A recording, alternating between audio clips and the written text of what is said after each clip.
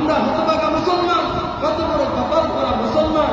আজকে আমাদের সমাজের মধ্যে আজকে আমরা নিজেরা হারাম খাইতেছি, আজকে সন্তানকে হারাম খাইতেছি, আজকে নিজেরা জাহান্নামী হইতেছি, আজকে পরিবারকে জাহান্নামী বানাইতেছি।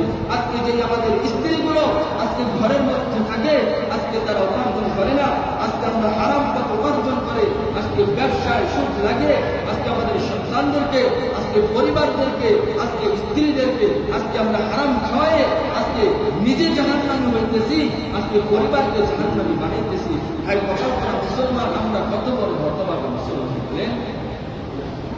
যে হারাম খাদ্য আল্লাহ তাআলা বারবার কোরআনে নিষেধ করেছে, তারপরেও হারাম খাদ্য খেয়ে যাই, কিন্তু নিজেরা তো খেয়ে যাই, আজকে সমাজের মধ্যেও আমরা প্রচলিত করে দিতেছি। আজকে আমাদের মাথায় এতটুকু বিবেক বুদ্ধি নাই যে আমাদের ঘরের মধ্যে আমাদের স্ত্রী আজকে কিস্তিতে টাকা উঠাইতেছে, আজকে আমি তাদেরকে টাকা দিতেছি সপ্তাহে সপ্তাহে, ওই ক্ষেত খামারে কাজ করে দিনে 500 টাকা রুজি রোজগার করে, মাথার কাম পায়ে ফেলে যে 500 টাকা আমি রোজগার করি, আজকে দিন শেষে সেই টাকাটা দিয়ে কিস্তি করি, কিন্তু কিস্তির শেষে সেই টাকা দিয়ে কিছু করতে পারি না, কেননা হারামের মধ্যে কোনো বরকত থাকে না। আজকে আমাদের পরিবারের মধ্যে আমাদের স্ত্রীরা এরকম ভাবে সমাজের মধ্যে প্রত্যেকটা ঘরে ঘরে কিস্তি খাইতেছে, আজকে সে লোনের টাকায়, আজকে কিস্তির টাকায় আজকে তারা সবকিছু করতেছে। আজকে এগুলা করে তো পার পাওয়া যাইবে না, এগুলা করে কোনো পার পাওয়া যাইবে না। এজন্য বলবো, আমরা সন্তানদের তদারকি নিব, পরিবারের তদারকি নিব, এই কিস্তি থেকে দূরে থাকবো।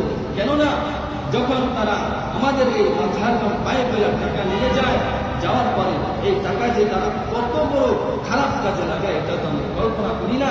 আজকে আমরা দিতেছি তাদেরকে, আর তারা এটা দিয়া খারাপ খারাপ জঘন্য কাজ করতেছে, আর সেই জঘন্য কাজে খারাপ কাজে আমরা সাহায্য করতেছি, আমরা সহযোগিতা করতেছি।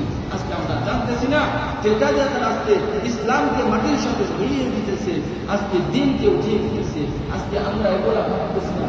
এজন্য বলবো, আজকে আমরা নিজেরাও হারাম থেকে বেঁচে থাকবো, পরিবার পরিজনদেরকেও হারাম থেকে বাঁচায় রাখবো। আর একটা কথা, ওই বাবার কপাল পোড়া, ওই মায়ের কপাল পোড়া যে মা সন্তানকে নামাজ শিখাইতে পারে না। এজন্য বলবো, আমরা আমাদের সন্তানকে এই কথা বলে শেষ করে দিব।